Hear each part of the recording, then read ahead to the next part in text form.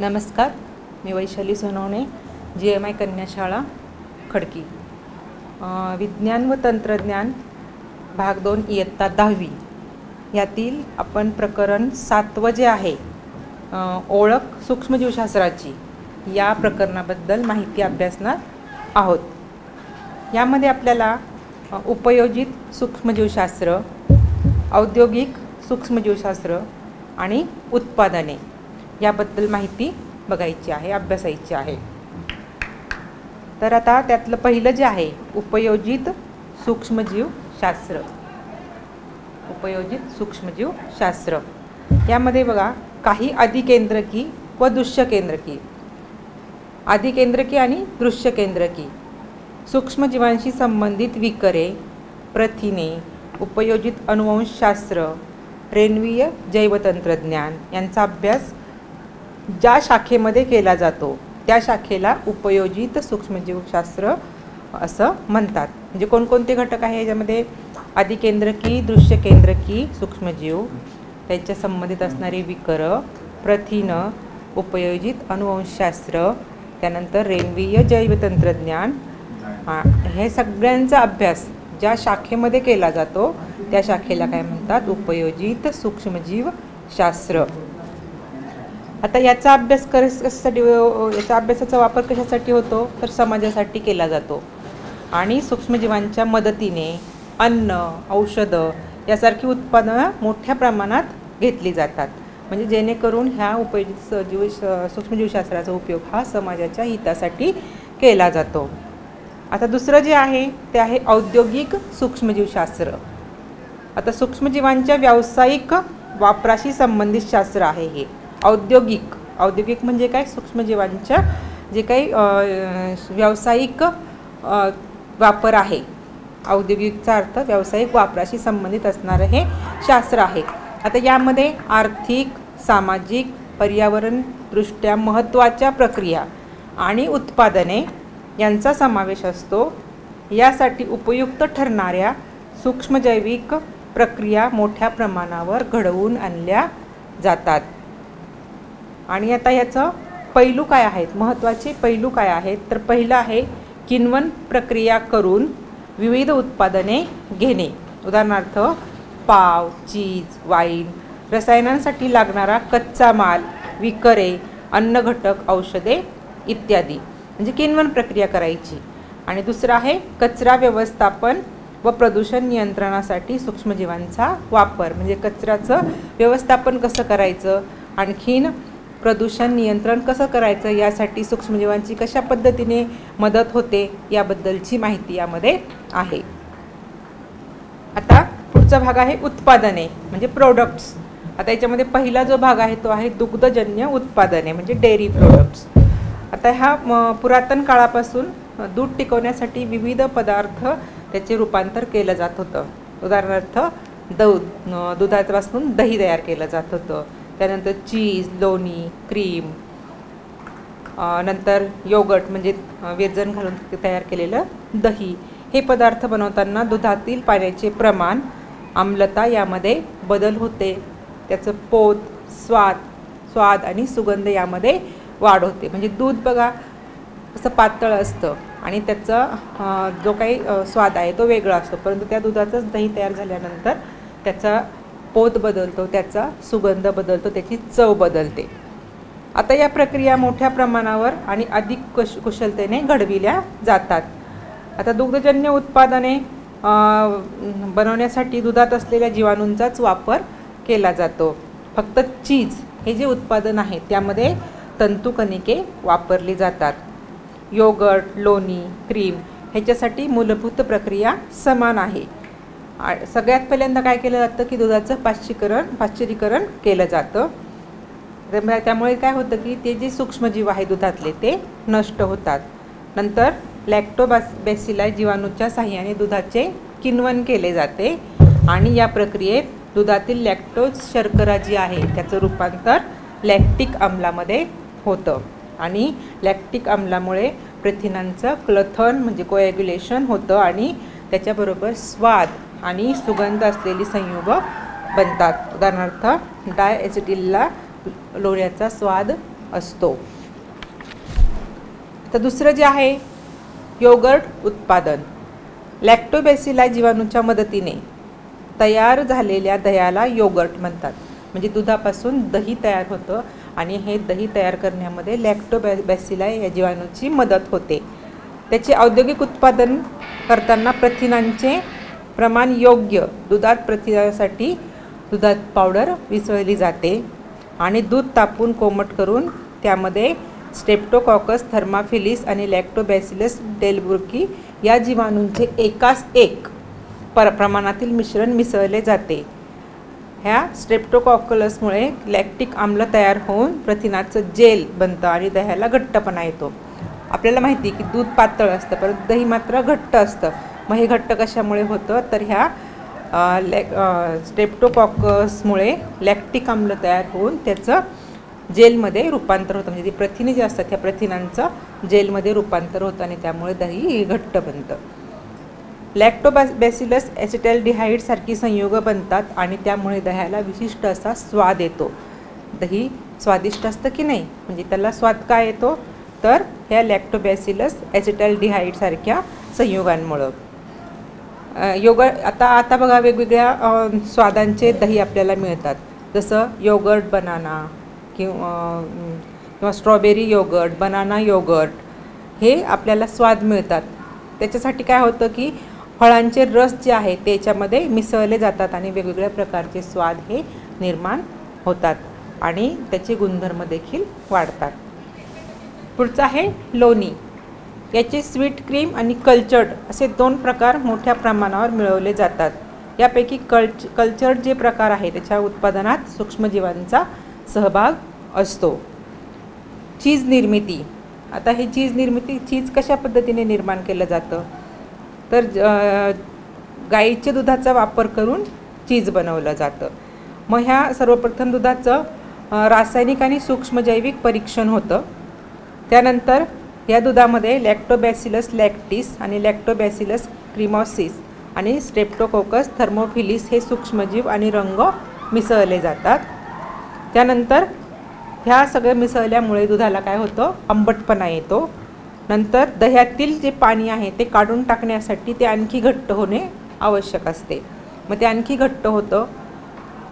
जनावरांच्या अन्नमार्गातून मिळालेला रेनेट नावाचा विकर जो आहे तो पूर्वीपासून वापरात येत असे, परंतु हल्ली कवकापासून मिळालेला प्रोटीएज हा जो विकर आहे तो उपयोगात आणून चीज जे आहे ते शाकाहारी बनवलं जातं. तर दह्यातून पाणी वेगळं काढल्यानंतर घट्ट दह्याचे तुकडे करणे, त्याला कापणे, त्याला धुणे, त्याला रगडणे, मीठ घालून त्यात आवश्यक ते सूक्ष्मजीव, रंग, स्वाद मिसळून चीज तयार होण्याची प्रक्रियेला सुरुवात केली जाते आणि नंतर दाबून घट्ट असं चीज तयार केलं जातं आणि ते परिपक्वतेसाठी साठवून ठेवलं जातं. म्हणजे अशा पद्धतीने सूक्ष्मजीवांचा वापर करून दही, लोणी, चीज हे तयार केलं जातं. आता त्याच्यानंतर प्रोबायोटिक्स. आता प्रोबायोटिक्स सध्या आपण खूप हे नाव ऐकतो. तर हे काय आहे तर हे पदार्थ देखील दुग्धजन्यच पदार्थ आहेत. यामध्ये क्रियाशील जीवाणू असतात. उदाहरणार्थ लॅक्टोबॅसिलस ॲसिडोफिलिस, लॅक्टोबॅसिलस केसी हे इत्यादी जे काही सूक्ष्मजीव आहेत ते याच्यामध्ये असतात. हे जीवाणू मानवी आतड्यातील सूक्ष्मजीवांचा समतोल राखतात, म्हणजेच पचनक्रियेला मदत करतात आणि सूक्ष्मजीवांची वाढ करतात, तर उपद्रवी सूक्ष्मजीवांचा नाश करतात. म्हणजे बघा हे जे सूक्ष्मजीव आहे हे आपल्या शरीरासाठी आपल्या पचनक्रियेमध्ये मदत करतात.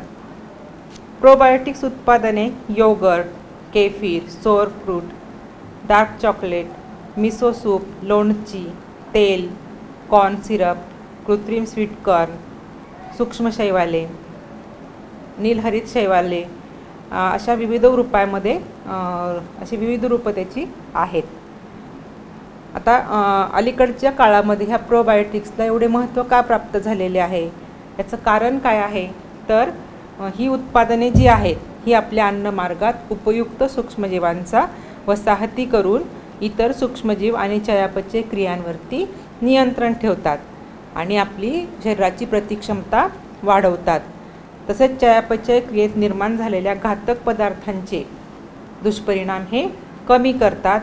प्रतिजैविकांमुळे अन्नमार्गातील उपयुक्त सूक्ष्मजीव अकार्यक्षम होतात, त्यांना पुन्हा सक्रिय करण्याचे काम देखील हे प्रोबायोटिक्स करतात आणि म्हणून हल्ली त्याला खूप महत्त्व आलेलं आहे. तसंच अतिसाराच्या उपचारासाठी आणि कोंबड्यांवरील उपचारांसाठी देखील ह्या प्रोबायोटिकचा वापर मोठ्या प्रमाणात केला जातो. आता पुढचं आहे ब्रेड, पाव. धान्याच्या पिठापासून पावाचे विविध प्रकार बनवले जातात. आता ह्या पिठामध्ये बेकर्स ईस्ट, सॅकरोमायसिस सेरेव्हिसी, पाणी, मीठ आणि इतर पदार्थ मिसळून त्याचा गोळा तयार केला जातो. ईस्टमुळे पिठातील कर्बोदकांचे किण्वन होऊन शर्करेचे रूपांतर कार्बन डायऑक्साईड अर्थात CO2 व इथेनॉलमध्ये होते. आता ह्या CO2मुळे म्हणजे कार्बन डायऑक्साईडमुळे काय होतं, पीठ फुगते आणि भाजल्यानंतर पाव हा जाळीदार होतो. व्यावसायिक बेकरी उद्योगात संकुचित ईस्टचा वापर केला जातो, तर घरगुती वापरामध्ये कोरड्या दाणेदार स्वरूपामध्ये ते उपलब्ध असते. आता व्यावसायिक उपयोगासाठी बनवलेल्या ईस्टमध्ये ऊर्जा, कर्बोदके, मेद, प्रथिने, विविध जीवनसत्वे आणि खनिजे असे उपयुक्त घटक असतात. म्हणजे बघा, जे व्यावसायिक उपयोगासाठी बनवलेले ईस्ट आहे त्यामध्ये काय काय असतं, कर्बोदके असतात, प्रथिने असतात, विविध जीवनसत्वे असतात, तसेच खनिजे असतात. आणि त्यामुळे ईस्ट वापरून बनवलेली पाव आणि इतर उत्पादने जी आहेत ती पौष्टिक असतात. आणि जे काही व्हिनेगार, सोया सॉस, ग्लुटामेट म्हणजे अजिनोमोटो हे देखील सूक्ष्मजैविक किण्वनाने मिळवलेले घटक असतात. व्हिनेगर तुम्हा सर्वांना माहितीच आहे. आता हे व्हिनेगरचं उत्पादन कसं होतं, जगातील बरेचशा प्रदेशांमध्ये खाद्यपदार्थांना आंबटपणा आणण्यासाठी तसेच लोणची, सॉस, केचप, चटण्या हे पदार्थ टिकवण्यासाठी व्हिनेगारचा उपयोग केला जातो. आता रासायनिकदृष्ट्या व्हिनेगार म्हणजे काय असतं, तर 4% म्हणजे 4% ॲसिटिक आम्ल असतं. 4% ॲसिटिक आम्ल म्हणजेच व्हिनेगार. फळांचे रस, मेपल सिरप, साखर कारखान्यातील ऊसाची मळी, मुळांमधील स्टार्च अशा कार्बनी पदार्थांचे सॅकरोमायसिस सेरेव्हिसी या कवकाच्या साहाय्याने किण्वन करून इथेनॉल हे अल्कोहोल मिळवले जाते. म्हणजे बघा, ह्या जो कवक आहे सॅकरोमायसिस सेरेव्हिसी या कवकाच्या साहाय्याने किण्वन प्रक्रिया करून अल्कोहोल मिळवले जाते. इथेनॉलमध्ये ॲसिडोबॅक्टर प्रजाती आणि ग्लुकोनोबॅक्टर या जीवाणूंचे मिश्रण मिसळून त्याचे सूक्ष्मजैविक अपघटन केले जाते. त्यामुळे ॲसिटिक आम्ल आणि इतर उत्पादने मिळतात. मिश्रणाचे विरलन करून त्यातून ॲसिटिक आम्ल वेगळे केले जाते. पोटॅशियम फेरोसायनाइड वापरून ॲसिटिक आम्लाचे विरंजन केले जाते आणि त्याचे पाश्चरीकरण होते आणि शेवटी अत्यल्प प्रमाणात SO2 म्हणजेच सल्फर डायऑक्साईड वायू व्हिनेगार म्हणून तयार होतो. म्हणजे SO2 वायू मिसळून व्हिनेगार तयार होतं. गहू, तांदळाचे पीठ आणि सोयाबीन यांच्या मिश्रणाने ॲस्परजिलस ओरायझी या कवकाच्या साहाय्याने किण्वन करून सोया सॉस बनवतात. आता पुढे सूक्ष्मजैविक विकरे. सूक्ष्मजैविक विकरे ह्याच्यामध्ये बघा, आता रसायन उद्योगात रासायनिक उत्प्रेरकांऐवजी सूक्ष्मजीवांच्या साहाय्याने मिळवलेली विकरे वापरली जातात. म्हणजे बघा, रासायनिक उत्प्रेरके जी आहेत त्यांच्याऐवजी ही जी काही सूक्ष्मजीव आहेत ह्या सूक्ष्मजीवांपासून मिळवलेली विकरे वापरली जातात. त्यांचं तापमान, pH व दाब यांची पातळी कमी असतानाही विकरे कार्य करतात. त्यामुळे ऊर्जा बचत होते आणि महागड्या क्षणरोधक उपकरणांची गरज भासत नाही. म्हणजे बघा, ह्या विकरांचा उपयोग काय आहे की ऊर्जेची बचत तर होतेच, परंतु महागडे जे उपकरणं असतात ह्यांची देखील गरज लागत नाही. विशिष्ट विकरे क्रियाच घडवून आणतात. म्हणजे विशिष्ट विकरे जी आहे ही ती क्रिया घडवून आणतात. अनावश्यक उपउत्पादिते बनत नाही आणि शुद्धीकरणाचा खर्च कमी होतो, म्हणजे जे काही अनावश्यक उपउत्पादनं त्यातून निर्माण होतात आणि पुन्हा मग त्याच्या शुद्धीकरणाचा जो खर्च असतो हा देखील या सूक्ष्मजैविक विकरांमुळे वाचतो.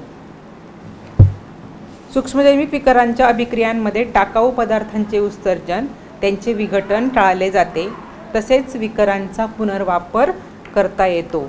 म्हणून अशी विकरे पर्यावरणस्नेही ठरतात. पर्यावरणस्नेही म्हणजे काय? पर्यावरणाला पूरक अशी. कारण का? तर त्यातून जे काही टाकाऊ पदार्थांचे उत्सर्जन आहे किंवा त्यांचे विघटन हे टाळले जाते आणि जे ही विकर आहे त्यांचा पुनर्वापर देखील करता येतो.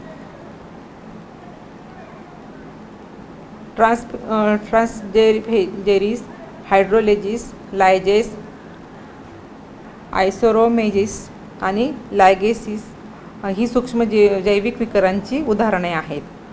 आता डिटर्जंटमध्ये विकरे मिसळल्याने मळ काढण्याची प्रक्रिया ही कमी तापमानाला देखील घडून येते.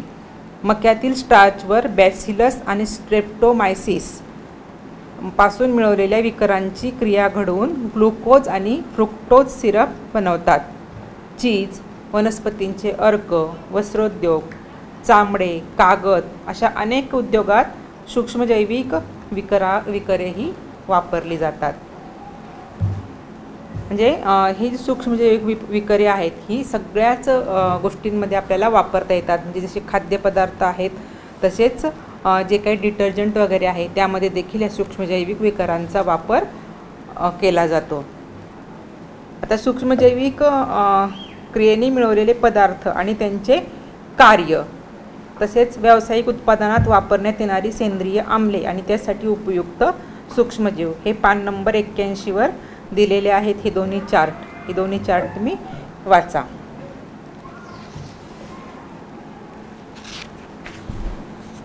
त्यानंतर पुढचा भाग आहे प्रतिजैविके.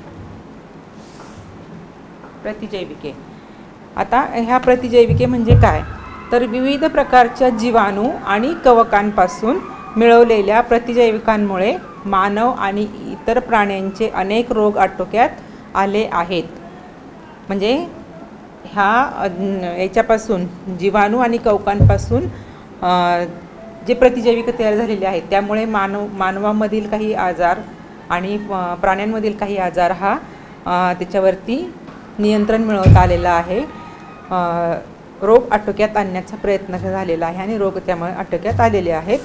उदाहरणार्थ पेनिसिलिन, सिफॅलोस्पेरिन्स, मोनोबॅक्टस, बॅसिट्रेसिन, एरिथ्रोमायसिन, जेंटामायसिन, निओमायसिन, स्ट्रेप्टोमायसिन, टेट्रासायक्लिन्स, व्हॅन्कोमायसिन इत्यादी जी काही प्रतिजैविक आहेत ही विविध प्रजातींच्या ग्रॅम पॉझिटिव्ह आणि ग्रॅम निगेटिव्ह जीवाणूंविरुद्ध वापरली जातात.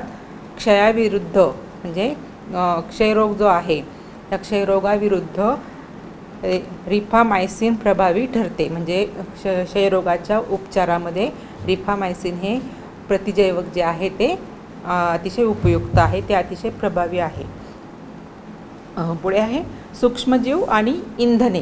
म्हणजे सूक्ष्मजीव आणि इंधने यांचं कसा संबंध आहे, कशा पद्धतीने ते एकमेकांना पूरक आहेत.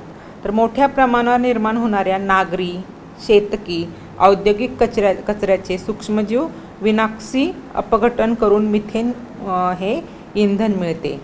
म्हणजे बघा जे काही कचरा आहे म्हणजे तो शेतकी कचरा असेल किंवा औद्योगिक कचरा असेल तर ह्या कचऱ्याचं विनॉक्सी अपघटन करून त्यापासून मिथेन हे मिथेन हा वायू जो आहे हा वायू इंधन म्हणून आपण मिळवतो किंवा मिळवता येतो. त्यानंतर सॅकेरोमायसिस किण्व जेव्हा ऊसाच्या मळीचे किण्वन करते तेव्हा मिळणारे इथेनॉल हे अल्कोहोल एक स्वच्छ धूररहित इंधन आहे.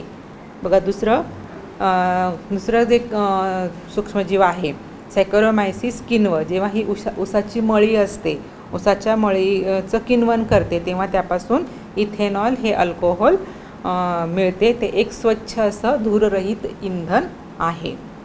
त्यानंतर हायड्रोजन वायू हे भविष्यातील इंधन मानले जाते. पाण्याचे जैविक प्रकाश अपघटन या प्रक्रियेत जीवाणू प्रकाशीय क्षपन करतात आणि हायड्रोजन वायू मुक्त होतो. आता इंधनांप्रमाणेच विविध रसायने सूक्ष्मजीव जैविक प्रक्रियांनी बनविली जातात. म्हणजे जशी इंधनं तशीच काही औद्योगिक रसायनं देखील सूक्ष्मजीवांच्या साहाय्याने बनवली जातात. उदाहरणार्थ रसायन उद्योगात कच्चा माल म्हणून उपयुक्त ठरणारी अल्कोहोल्स, ॲसिटोन, कार्बनी आम्ल, मेद घटक, पॉलिसॅकराइड्स, प्लॅस्टिक व खाद्यपदार्थ ह्या उत्पादनांचा कच्चा माल म्हणून यापैकी काही उपयोगी आहेत.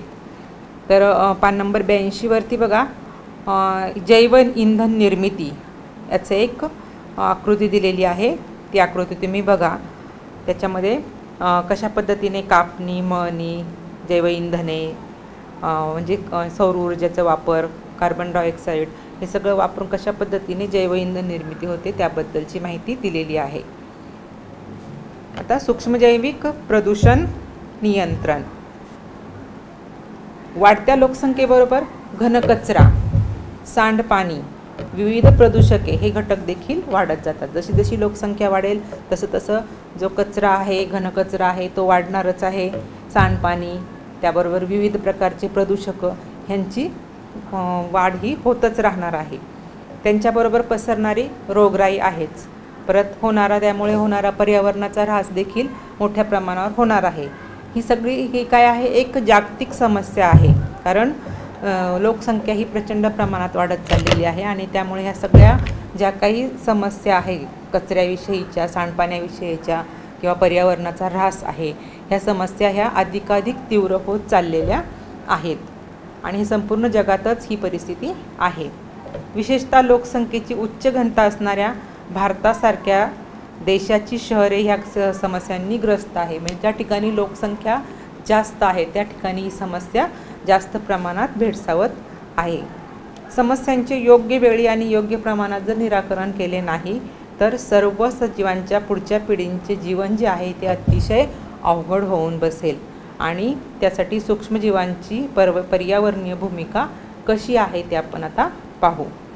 बायोगॅस संयंत्र, कंपोस्ट निर्मिती याद्वारे घनकचऱ्याची विल्हेवाट लावताना सूक्ष्मजीवांची मदत घेतली जाते. म्हणजे बायोगॅस संयंत्रामध्ये सूक्ष्मजीवांचा वापर करून त्यापासून वायूची निर्मिती आणि खत निर्मिती होत असते. हे आपल्याला तुम्हाला माहिती, तुम्ही हे शिकलेलं आहात अगोदर. पण काही टनांमध्ये दररोज जमा होणाऱ्या नागरी कचऱ्याची योग्य पद्धतीने विल्हेवाट कशी लावली जात असेल हा एक प्रश्न आहे. की कशा पद्धतीने आता शहरामध्ये मोठ्या प्रमाणात कचरा निर्माण होतो रोज. मग काही टन कचरा हा निर्माण होतो. मग याची विल्हेवाट कशा पद्धतीने लावली जाते याचा तुम्ही शोध घ्या. आता पुढचा आहे भूमिभरण स्थळे. पान नंबर 83 वरती आधुनिक भूमिभरण स्थळ याचं चित्र दाखवलेलं आहे. आता याच्यामध्ये कशा पद्धतीने ही भूमिभरण स्थळं म्हणजे काय ते आपण बघू. आता बघा, शहरामध्ये जमा होणारा कचरा जो आहे त्यातला विघटनशील कचरा या पद्धतीसाठी वापरला जातो. आता विघटनशील म्हणजे काय, ज्याचे विघटन होते. म्हणजे ओला कचरा जो आहे म्हणजे शिळे अन्न, फळांच्या साली, भाज्यांचं जो काही देठ वगैरे असतात ते. तर हा ओला कचरा आहे. ह्या ओल्या कचऱ्याचं हा विघटनशील असतो, त्याचं विघटन होतं. मग ह्या भूमिभरण स्थळासाठी असा विघटनशील कचरा वापरला जातो. नागरी वस्तीपासून लांब मोकळ्या जागेमध्ये, म्हणजे ज्या ठिकाणी वस्ती नाही आहे किंवा कमी प्रमाणात आहे अशा लांब असं ठिकाणी जमिनीमध्ये एक मोठा खड्डा खोदला जातो आणि त्या खड्ड्यामध्ये एक प्लॅस्टिकचं आच्छादलं जातं, म्हणजे पसरवलं जातं प्लॅस्टिक. आणि त्या प्लॅस्टिकवरती हे सगळं जे काही आहे हा विघटनशील कचरा तर हा त्याच्यामध्ये टाकला जातो. म्हणजे कचऱ्यातील जे काही हे प्लॅस्टिकचं अस्तर कशासाठी घातलं जातं जमिनीवरती, की त्याच्यामध्ये असणारे जे काही विषारी द्रव्य आहे ते झिरपून मातीचं प्रदूषण होऊ नये म्हणून. कारण प्लॅस्टिकमधून पाणी झिरपत नाही किंवा त्यातून काही विषारी द्रव्य जे आहेत ते खाली झिरपत नाही. त्याच्यामुळे हे प्लॅस्टिकचं जे एक कव्हर आहे ते आच्छादलेलं असतं. नंतर हा जो कचरा आहे विघटनशील कचरा तो त्या खड्ड्यामध्ये टाकला जातो.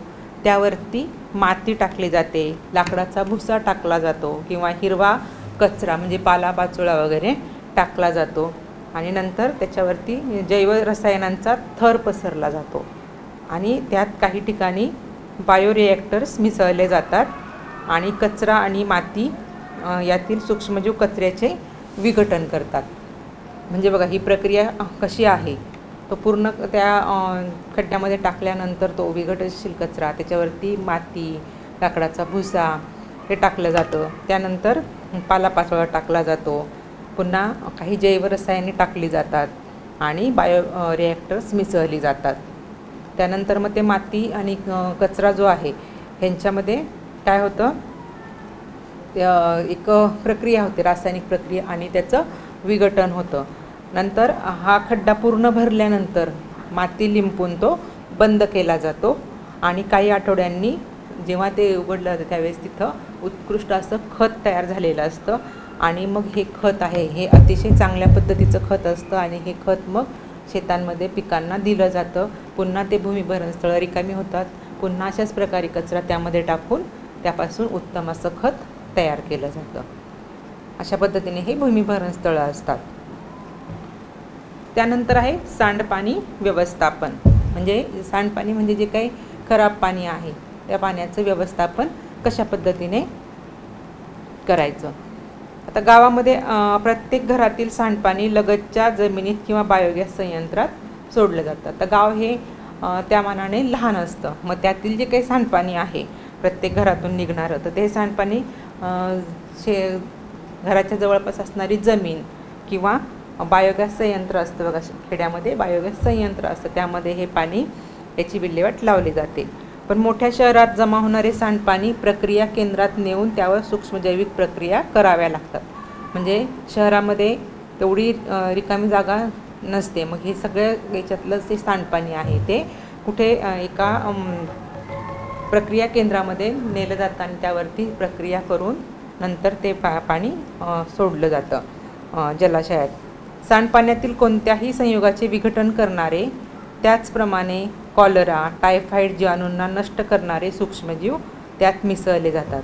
म्हणजे ह्या सांडपाण्याचं कशा पद्धतीने हे केलं जातं की त्याच्यामध्ये जे काही संयुग आहे म्हणजे संयुगांचे विघटन करणारे आणि कॉलरा किंवा टायफॉईडच्या जीवाणूंना नष्ट करणारे सूक्ष्मजीव त्यामध्ये मिसळले जातात. नंतर ते सांडपाण्यातील कार्बनी पदार्थांचे विघटन करून मिथेन आणि कार्बन डायऑक्साईड वायू मुक्त करतात. म्हणजे ते काही विशिष्ट प्रकारचे सूक्ष्मजीव त्यामध्ये मिसळल्यामुळे त्या सांडपाण्यामधले जे काही कार्बनी पदार्थ आहे त्याचं विघटन होतं आणि मिथेन आणि कार्बन डायऑक्साईड वायू हा मुक्त होतो. फिनॉल ऑक्सिडायझिंग जीवाणू हे सांडपाण्यातील मानवनिर्मित रसायनांचे विघटन करतात. म्हणजे जे काही मानवनिर्मित रसायने आहेत त्याचं विघटन कोणते सूक्ष्मजीव करतात, तर फिनॉल ऑक्सिडायझिंग नावाचे जीवाणू त्यांचं काय करतात, त्या रसायनांचं विघटन करतात. या प्रक्रियेमध्ये जेव्हा विघटन होतं त्यावेळेस त्या खाली गाळ, तळाला काही गाळ निर्माण होतो आणि हा गाळ जो आहे हा खत म्हणून अतिशय उत्तम असतो आणि तो पुन्हा वापरता येतो.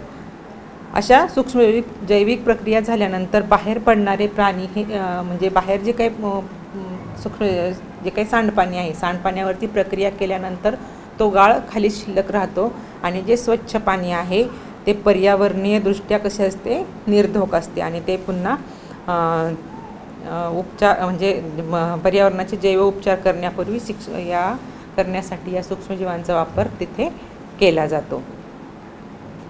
आता स्वच्छ तंत्रज्ञान म्हणजे क्लीन टेक्नॉलॉजी. मानवाने आता तंत्रज्ञानामध्ये प्रचंड अशी प्रगती केलेली आहे. तसेच त्याचं जशी प्रगती केली तसंच पर्यावरणाच्या समस्या देखील मोठ्या प्रमाणात वाढलेल्या आहेत. आता सूक्ष्मजीवांचा वापर करून वायू, भू, जल प्रदूषण यावरती नियंत्रण कसं ठेवलं जातं ते बघू. आता मानवनिर्मित रसायनांचा नाश करण्यासाठी ची जी क्षमता सूक्ष्मजीवात नैसर्गिकरित्याच असते. म्हणजे मानवनिर्मित जी काही रसायनं आहे त्यांचा नाश करण्यासाठी जे काही सूक्ष्मजीव असतात त्या सूक्ष्मजीवांमध्ये नैसर्गिकरित्याच ती क्षमता असते. या क्षमतेचा वापर करून हायड्रोकार्बन्स आणि इतर रसायनांचे रूपांतरण केले जाते. आता पहिलं काही सूक्ष्मजीव इंधनांमधून गंधक काढून टाकतात, म्हणजे जी काही इंधनं आहेत त्या इंधनांमधून गंधक जो आहे तो बाहेर काढून टाकण्याचं कार्य हे सूक्ष्मजीव करतात. तर काही सूक्ष्मजीव काय करतात, हलक्या प्रतीच्या धातुकांमधून तांबे, लोह, युरेनियम आणि जस्त असे धातू पर्यावरणात झिरपतात. म्हणजे हलक्या प्रतीची धातुकं असतात त्यातून तांबे, लोह वगैरे जे आहे हे पर्यावरणामध्ये झिरपत असतात. थायोबॅसिलस आणि सल्फोलोबस जीवाणूंच्या साहाय्याने या धातूंचे झिरपण्यापूर्वीच संयोगात रूपांतर केले जाते. म्हणजे हे जे काही धातुक आहेत ही झिरपण्यापूर्वीच त्यांचं संयोगामध्ये रूपांतर केलं जातं. आता बघा समुद्रात तवंग तुम्ही पाहिला असेल, समुद्राच्या पाण्यावरती तेलाचा तवंग आलेला असतो. तर हा तवंग कसा येतो आणि ह्या तवंगामुळं काय होतं, तर ह्या तवंगामुळं जे जलचर प्राणी आहेत यांना त्रास होतो आणि हे जलचर प्राणी मृत पावतात. पुन्हा जलचर वनस्पती ज्या म्हणजे जलीय वनस्पती ज्या आहेत त्यांना देखील धोका पोहोचतो. मग हे जे काही हे तेल येतं कुठून, तर समुद्रात जे विविध कारणांनी पेट्रोलियम तेलाची काय होते, गळती होते आणि हे तेल त्या पाण्याच्या पृष्ठभागावरती साठते आणि त्यामुळं काय होतं की जो सूर्यप्रकाश आहे तो पाण्यातील जे जलचर आहेत किंवा जलीय वनस्पती आहे तिथपर्यंत पोहोचत नाही, ऑक्सिजन तिथपर्यंत पोहोचत नाही आणि मग हे जलचरांसाठी घातक ठरतं आणि विषारी देखील ठरू शकतं. मग पाण्यावर आलेला तेलाचा तवंग जो आहे हा यांत्रिक पद्धतीने दूर करणे सोपे तितकंसं सोपं होत नाही. पण ॲल्कॅन्युओरेक्स, बॉर्बेमेक्सिन्स आणि स्टुडोमोनस जीवाणूंमध्ये पिरिडिन्स आणि इतर रसायने नष्ट करण्याची क्षमता असते आणि त्यामुळे हे तेलाचे तवंग नष्ट होण्यास मदत होते. म्हणजे ह्या जीवाणूंच्या साहाय्याने हे तेलाचे तवंग जे आहेत हे नष्ट करण्यासाठी मदत होते. नंतर त्यांना हायड्रोकार्बोनॉलेस्टिक बॅक्टेरिया म्हणून देखील ओळखतात. हे HCB हायड्रोकार्बनचे अपघटन करून त्यातील कार्बनचा ऑक्सिजनशी संयोग घडून आणतात आणि या अभिक्रियेत कार्बन डायऑक्साईड आणि पाणी तयार होते. आता आपण पुढचं पाहूया प्लॅस्टिकच्या बाटल्या. ह्या प्लॅस्टिकच्या बाटल्या ज्या आहेत ह्या रासायनिक पदार्थांपासून बनवलेल्या असतात आणि आता आपण बघतो की ह्या प्लॅस्टिकच्या बाटल्या आपण सर्रास वापरतो, त्याच्यामुळे त्याचा खूप मोठ्या प्रमाणात त्याचं साठवणूक होते, खूप मोठ्या प्रमाणात त्याचं आहे आणि मग याची विल्हेवाट लावणं तितकेसं सोपं नाही आहे. मग आता त्याच्यासाठी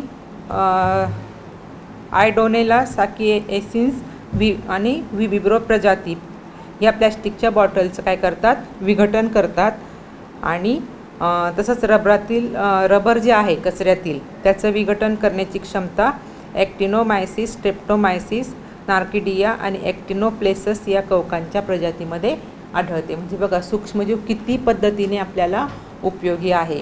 म्हणजे सूक्ष्मजीव आपल्याला खाद्यपदार्थांमध्ये उपयोगी आहेत, तसेच आपल्याला प्रदूषण नियंत्रणासाठी देखील उपयोगी आहेत, कचऱ्याच्या समस्यासाठी देखील उपयोगी आहेत.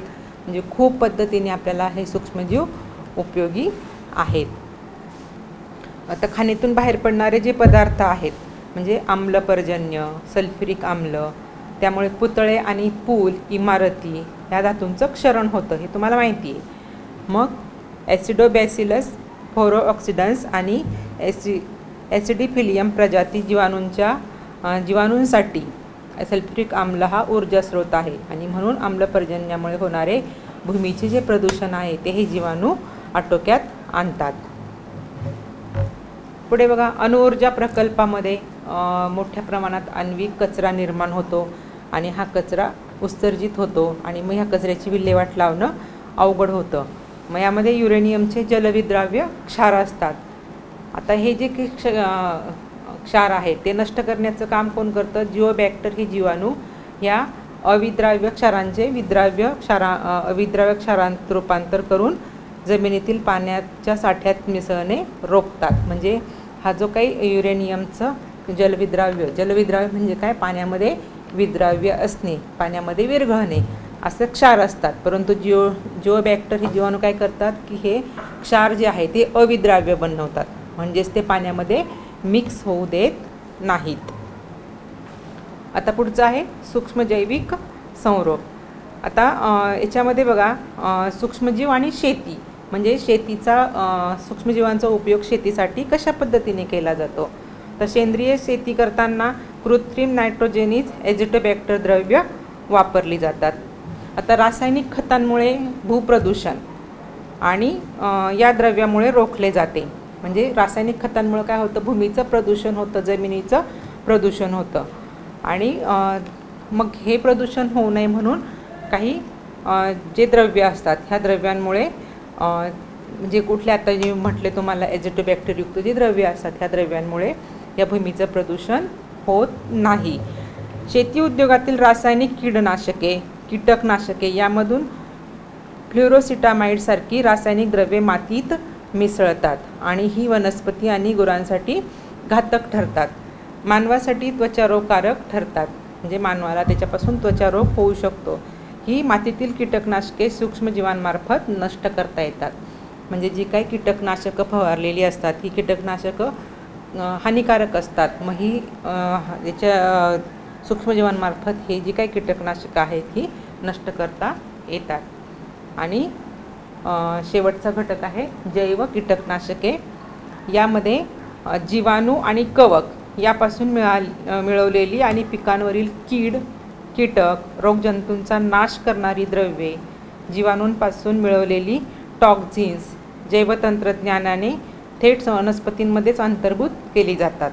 म्हणजे बघा की जैव कीटकनाशके कशी तयार केली जातात, जीवाणू आणि कवक ह्यांच्या एकत्र मिश्रणाने ही तयार केली जातात आणि पिकांवरील जी काही कीड आहे, जे काही कीटक आहेत, रोगजंतू आहेत त्यांचा नाश करणारी द्रव्ये, तसंच जीवाणूंपासून मिळवलेली टॉक्झिन्स जैवतंत्रज्ञानाने थेट वनस्पतींमध्येच अंतर्भूत केली जातात.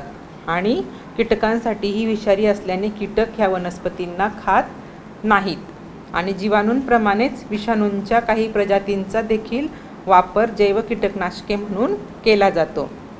आता ह्या किण्वन प्रक्रियेत मिळणारी उपउत्पादने आणि स्पायनोसाइड ही जैव कीटकनाशक आहे. म्हणजे ह्या कीटकनाशकांचा उपयोग करून वनस्पतींचं संरक्षण केलं जातं, त्यांना कीड लागण्यापासून त्यांचा बचाव केला जातो. बघा विद्यार्थी मित्रांनो, आपण या प्रकरणामध्ये सूक्ष्मजीव आपल्या दैनंदिन आयुष्यात कशा पद्धतीने उपयोगी आहेत, प्रत्येक भागामध्ये आपल्या जीवनातल्या प्रत्येक गोष्टीमध्ये हे सूक्ष्मजीव अतिशय उपयोगाचे आहेत. या ठिकाणी हे प्रकरण संपलेलं आहे. त्यावरचा स्वाध्याय करायचा आहे. पान नंबर 86 आणि 87वरती जो स्वाध्याय दिलेला आहे तो तुम्ही करायचा आहे.